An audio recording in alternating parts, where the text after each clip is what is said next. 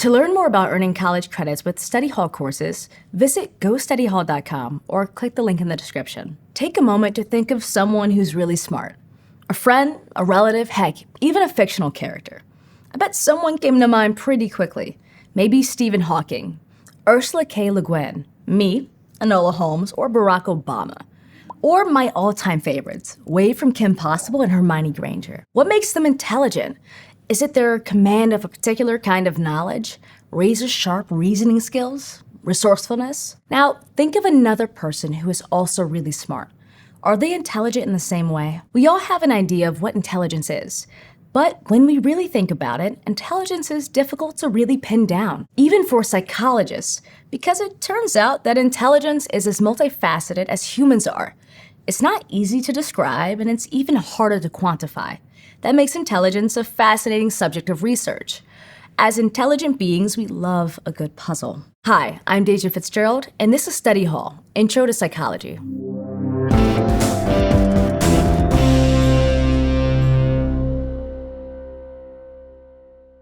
Intelligence might seem like it should be a simple concept to get a handle on. I mean, we talk about how smart people are all the time.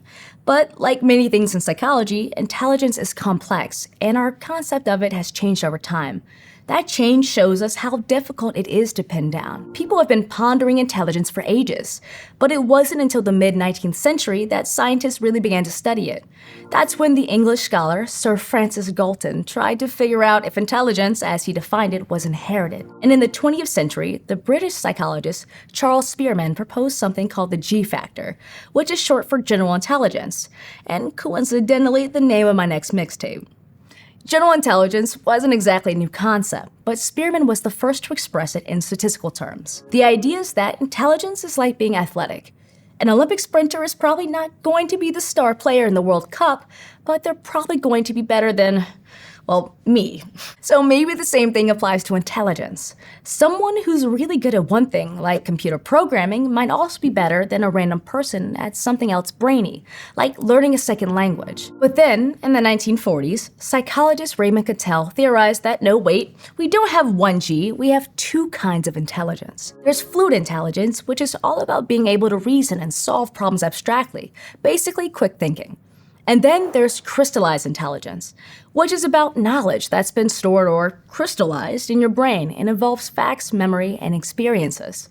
This is more like expertise. This idea of two different kinds of intelligence opened up new perspectives on how people are intelligent in different ways. But it didn't explain some key things like creativity. In 1988, psychologist Robert Sternberg developed the triarchic theory of intelligence, which proposed that we have three kinds of intelligence that cover common sense, academic abilities, and creativity. And around the same time, psychologist Howard Gardner argued that there are at least 8 forms of intelligence in his theory of multiple intelligences. This theory includes everything from artistic and musical intelligence to the abilities to understand emotions and values in yourself and others. So, over time, psychologists have been breaking up intelligence into more and more kinds as views on what intelligence encompasses continue to evolve. Each of the theories we've discussed has its merits, but none of them is a definitive explanation of intelligence. And while we still don't have a precise idea of what intelligence is, we do have a working definition that smushes together what we've learned by exploring all these theories and more over the last century. Intelligence is the ability to learn, understand, and use your reasoning skills. It's pretty general, and that makes it inclusive and allows us to value different forms this ability can take. These theories about what is and isn't intelligence all developed because psychologists first tried to measure intelligence. And when it comes to assessing intelligence, there's one number that often comes to mind, the intelligence quotient, aka IQ. While not the first to develop a test to measure intelligence, early attempts at a reliable IQ test came from experiments by French psychologist Alfred Binet and his colleague Henri Simon around the turn of the 20th century. Their work helped create an IQ test called the Stanford-Binet Intelligence Scale. There are other types of IQ tests out there, but most of them give the same kind of score, and all were designed to at least partly assess certain aptitudes and weaknesses of students. These tests follow something called a normal distribution, or a bell curve.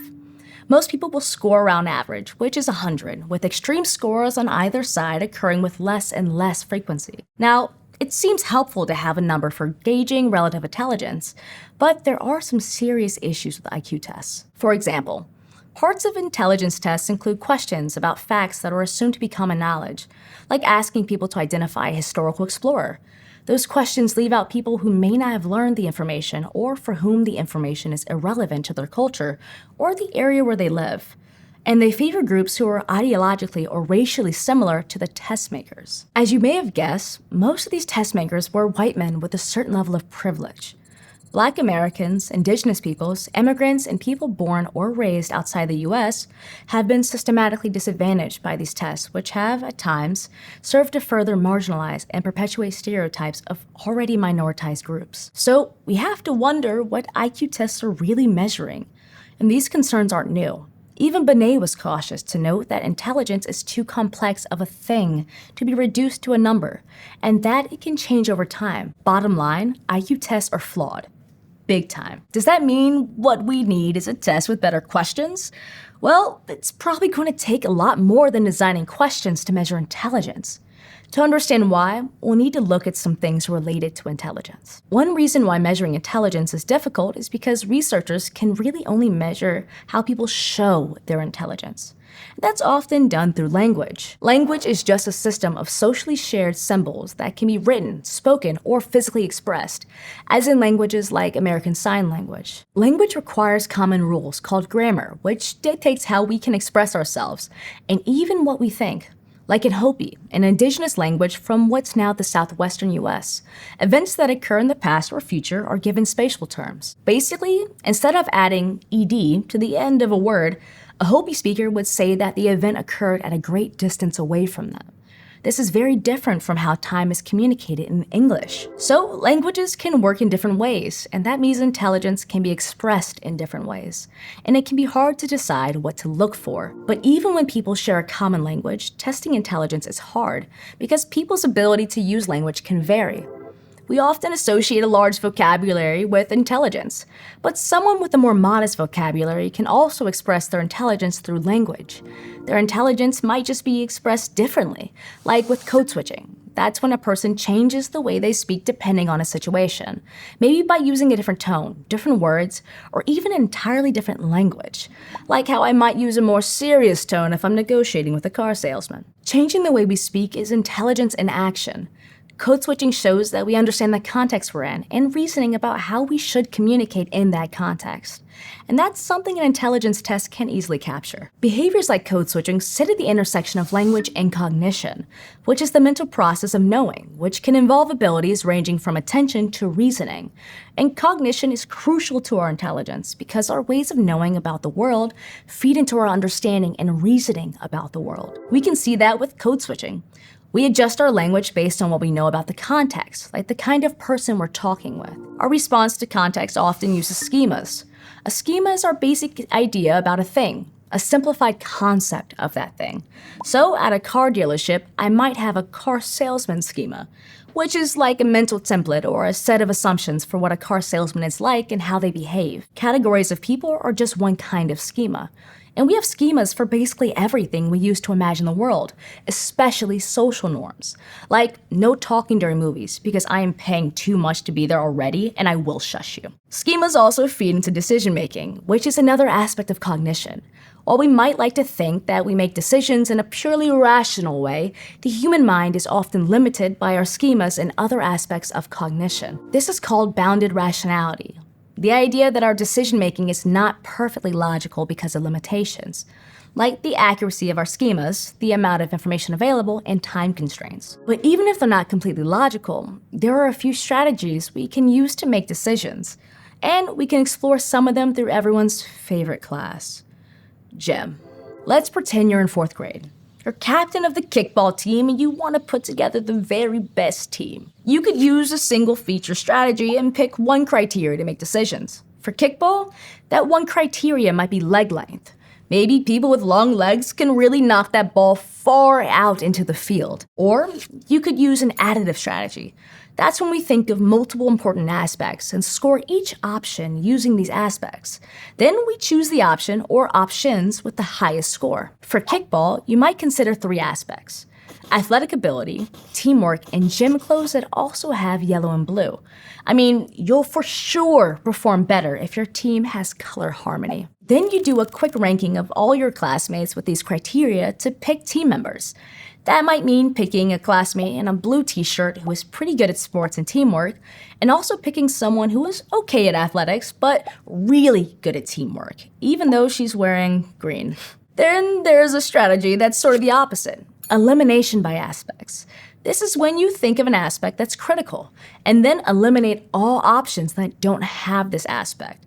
Using this strategy, you can eliminate all the kids who just don't like kickball. We also have heuristics, which are mental shortcuts we use in decision making. Heuristics are interesting because they vary from person to person. If you associate taller people with athleticism, you probably pick all the tallest classmates for your team. But heuristics aren't necessarily true. Maybe your very tall friend isn't very coordinated and strikes out in the first inning. Thanks, Andrea, for cutting my professional kickball career short. By looking at decision-making and other aspects of cognition, we can better understand intelligence and why measuring it is challenging. In order to use our intelligence, we must use our cognition, and how we use our cognition depends on the context. If we're pressed for time, like picking all the members for our kickball team in just 1 minute, we may resort to heuristics that are fast but could be inaccurate. Whether we're in gym class or at work, when we use these mental shortcuts or other cognitive approaches, our decisions may not be as perfectly logical as we'd like. And if our cognition is limited by the situations we're in, so too is our expression of intelligence. But we're always in some kind of situation, whether it's taking a test under time pressure or talking to people who have certain expectations of us. We couldn't lead the lives we do without our ability to learn, understand, and use reasoning skills. We use our intelligence every day, and even after over a century of study, it remains mysterious. But not for lack of trying. And that effort has expanded our views on intelligence and made them more inclusive. That allows us to recognize and better value a wide range of mental abilities. And what would it take to measure those abilities? A lot. In TV show terms, an intelligence test would be like Jeopardy crossed with Big Brother and Survivor crossed with some Iron Chef and The Price is Right and, well, you get the picture. It would be the sort of test none of us would ace. And that says something important about how we can appreciate intelligence. It takes all kinds to make humanity as rich as it is. If you're enjoying Study Hall, Intro to Psychology, and are interested in taking an online course and earning college credit, visit GoStudyHall.com or click on this button to learn more. Thanks for watching. See you next time.